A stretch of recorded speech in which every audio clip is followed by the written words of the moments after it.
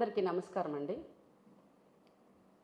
ముందుగా జిల్లా మహిళలకి, రాష్ట్ర మహిళలకి మహిళా దినోత్సవ శుభాకాంక్షలు మా వైఎస్ఆర్ కాంగ్రెస్ పార్టీ తరఫున తెలియజేస్తూ ఉన్నామండి. మహిళలకి మహిళా దినోత్సవ శుభాకాంక్షలు తెలియజేయడంలో వైఎస్ఆర్ కాంగ్రెస్ పార్టీ చాలా సంతోషాన్ని వ్యక్తపరుస్తూ ఉంది. కానీ ఇప్పుడు ఏర్పడ్డ కూటమి ప్రభుత్వం మాత్రం మహిళల్ని ద్రోహం చేసిందనే చెప్పాలి. రేపు మహిళా దినోత్సవం సందర్భంగా మహిళలకి ఈ రాష్ట్ర ప్రభుత్వం ఎలాంటి సంతోషకరమైనటువంటి వార్తల్ని వినిపించి శుభాకాంక్షలు చెప్పదలుచుకున్నదో తెలియచేయాలని కూడా మేము కోరుతూ ఉన్నాం. జగన్మోహన్ రెడ్డి గారు పరిపాలనలో మహిళలకి పెద్దపీట వేయడం జరిగింది.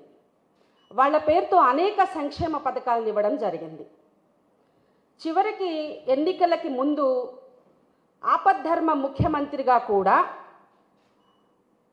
ఎన్నికల కోడ్ ఉన్నప్పటికీ చేయూత పథకం డబ్బులు వాళ్ళ అకౌంట్స్లో వేయడం, ఎన్నికలు అయిన తర్వాత కూడా మహిళలు ఆ చేయూత డబ్బులు తీసుకోవడం జరిగింది. అంటే మహిళల యొక్క సంక్షేమం కోసం జగన్మోహన్ రెడ్డి గారు నిరంతరం ఆలోచించి అనేక సంక్షేమ పథకాలని మహిళలకి డైరెక్ట్గా అమ్మఒడి పథకం అయితేనేమి, చేయూతనైతేనేమి, ఇలాంటి ఇంటి పట్టాలు కానివ్వండి, ఇలాంటివి పొదుపు మహిళలకి రుణాలు కానివ్వండి, ఇవన్నీ కూడా అందించినటువంటి ఘనత జగన్మోహన్ రెడ్డి గారికి దక్కుతుంది. ఈ ప్రభుత్వం మోసపూరిత మాటలు చెప్పి మహిళలు మాకు అర్ధరాత్రి వరకు క్యూలో నిల్చుకొని ఓట్లేశారు అని చెప్పి అధికారంలోకి వచ్చారు ఈ కూటమి ప్రభుత్వం. అర్ధరాత్రి వరకు ఓట్లేసినటువంటి మహిళలకి రేపు మహిళా దినోత్సవం సందర్భంగా ఎలాంటి పథకాలని, కొత్త పథకాలు ఇవ్వబోతున్నారా, లేకపోతే వీళ్ళు చెప్పినటువంటి సూపర్ 6 పథకాలని అమలు చేయబోతూ ఉన్నారా, ఎలాంటి కానుకల్ని మహిళలకి అందించబోతూ ఉన్నారో తెలియచేయాల్సినటువంటి అవసరం ఉంది. మేము జగన్మోహన్ రెడ్డి గారు సంక్షేమ పథకాలని ఒక కొత్త తరహాలో అసలు ఏ ముఖ్యమంత్రి కూడా తీసుకురానన్నటువంటి పథకాన్ని తీసుకొచ్చారు. అమ్మఒడి అనే పథకం గతంలో 14 సంవత్సరాలు ముఖ్యమంత్రిగా చేశానని చెప్పినటువంటి చంద్రబాబు నాయుడు గారు అమ్మలకి చదివించుకునే బిడ్డల కోసం ఒక పథకాన్ని ప్రవేశపెట్టాలి అన్నటువంటి ఆలోచనే లేని చంద్రబాబు నాయుడు గారు మా జగన్మోహన్ రెడ్డి గారిని చూసి అమ్మఒడి ఇస్తున్న జగన్మోహన్ రెడ్డి గారు అని చెప్పి ఎలాగైనా అధికారంలోకి రావాలని అమ్మకి వందనం పేరుతో మహిళల్ని మోసం చేశారు. అదేవిధంగా మేము చేయూత పథకాన్ని ప్రవేశపెడితే మేము కూడా ఆడబిడ్డ నిధి అని చెప్పేసి నెలకి 1500 రూపాయలు 18 సంవత్సరాలు పూర్తయిన ప్రతి మహిళకి కూడా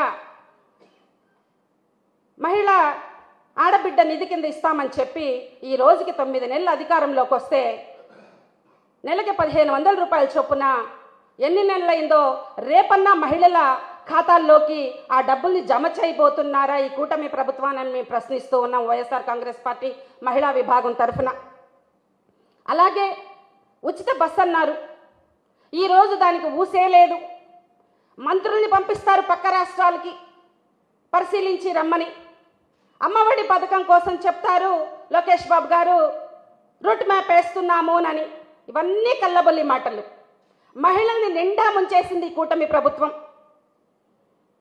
పోతే బీసీలకి 50 సంవత్సరాలకే పెన్షన్ ఇస్తామని చెప్పారు. బీసీలని తెలుగుదేశం పార్టీ అంటే బీసీల పార్టీ అని చెప్పి బీసీలని పూర్తిగా మోసం చేసినటువంటి ఈ కూటమి ప్రభుత్వం ఎందుకు 50 సంవత్సరాలకి బీసీలకి పెన్షన్ పథకాన్ని ఇంకా ప్రవేశపెట్టలేదోనని మేము అడుగుతూ ఉన్నాం. ఈరోజు అనేక కులాలు, బీసీ కులాలు ఎస్సీ రిజర్వేషన్ కోసం, ఎస్టీ రిజర్వేషన్ కోసం ఎదురు చూస్తూ ఉన్నాయి. మీరు ఎన్నికలకి ముందు కూడా హామీ ఇచ్చారు. ఉదాహరణకి వాల్మీకి బోయలు కావచ్చు, రజకులు కావచ్చు, వడ్డర్లు కావచ్చు, ఇలాంటి కులాలన్నిటినీ కూడా ఎస్సీ ఎస్టీ జాబితాలో చేర్పిస్తామని చెప్పి మీరు మాట ఇచ్చి ఉన్నారు. ఆ మాటను నిలబెట్టుకునే ప్రయత్నంగా ఏమన్నా ఇప్పుడు జరుగుతున్నటువంటి అసెంబ్లీ సమావేశాల్లో మీరు తీర్మానం చేశారా అని మేము ప్రశ్నిస్తూ ఉన్నాం. రాష్ట్రంలోనూ కేంద్రంలోనూ మీ కూటమి ప్రభుత్వమే ఉంది కదా, మరి ఆ రిజర్వేషన్ల గురించి తీర్మానం గురించి మీరు ఊసే ఎత్తడం లేదు. ఎందువలన తెలియజేయాల్సిన ఈ రాష్ట్ర ప్రజలకి మీరు మాట ఇచ్చిన ఆ కులాలకి సమాధానం చెప్పాల్సినటువంటి అవసరం ఉంది. ఇకపోతే నిన్న నారాయణ గారు మాట్లాడుతూ జగన్మోహన్ రెడ్డి గారికి 11 సీట్లే ఇస్తే ప్రతిపక్ష హోదా అడుగుతున్నారు. ఎలా అడుగుతున్నారు, అర్హత ఉందా అని నారాయణ గారు నిన్న మాట్లాడడం మనం చూసాం. ఏమండి నారాయణ గారు, మీరు నిన్న ఒక మాట కూడా అన్నారు, ప్రజలు ఒక అవకాశం ఇస్తారు, బాగా పనిచేస్తే మరొకసారి అవకాశం ఇస్తారు అని. మరి మీరు 2014లో అధికారంలో ఉన్నారు కదా, మరి మీకు 2019లో అధికారం ఇవ్వలేదంటే దాని అర్థం ఏంటి? అంటే మీరు బాగా పనిచేయలేదనే కదా. అంటే మీకు 23 సీట్లు వచ్చాయి కదా రోజు.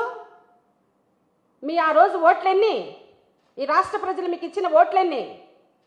మాకు ఇప్పుడు ఇచ్చిన ఓట్లెన్నో తెలుసా? ఓడిపోయారని మీరు మాట్లాడుతున్నారు. ప్రజల్ని మోసం చేసి అధికారంలోకి వచ్చారు అని మేము మాట్లాడుతున్నాం.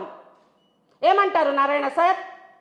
ఆ రోజు మీ 23 మంది 5 మంది ఎక్కడ కూడా దూరంగానే వ్యవహరించారు మీకు. నిన్న మా నాయకుడు జగన్మోహన్ రెడ్డి గారు అన్నారు, మనం కానీ సరేననుంటే ఇంకొక 10 మంది కూడా మన చెంతకొచ్చి కూర్చునేసి ఉండేవాళ్ళు అని. అంటే 10 ఒక 5 15 పోతే 23లో ఇంకా మీకు ఎన్ని మిగిలి ఉండేవి నారాయణ సార్?